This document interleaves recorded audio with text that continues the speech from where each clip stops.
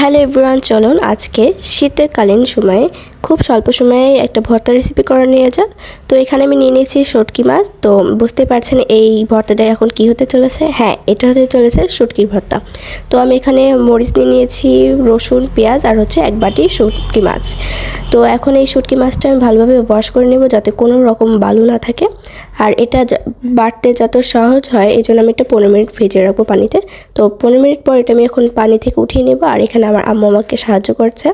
তো আমি একটা ফ্রাই প্যানে পর্যাপ্ত পরিমাণে তেল নিয়েছি, মরিচ তারপরে দিয়েছি, তারপরে হচ্ছে রসুন আর পেঁয়াজ, এগুলো ভালোভাবে একটু ফ্রাই করে নেব, মানে ভাজা ভাজা করে নেব যাতে লাল লাল হয়ে আসলে এরপর আমি সেই ঝরানো শুটকি মাছগুলো দিয়ে দেবো ফ্রাই প্যানের মধ্যে। তারপরে এগুলো ভালোভাবে আমি মিক্সড করে নেব। আর এখন আমি দিয়ে দেবো পর্যাপ্ত পরিমাণে হলুদ, তারপরে মরিচের গুঁড়ো আর হচ্ছে সামান্য পরিমাণ লবণ, যেটা আমি এখন ভিডিওতে দেখাইনি। তো ভালোভাবে এটা ভাজা ভাজা করে নেব। তারপরে পেঁয়াজের সাথে সবগুলো এখন মিক্সড করে ভেজে নেব।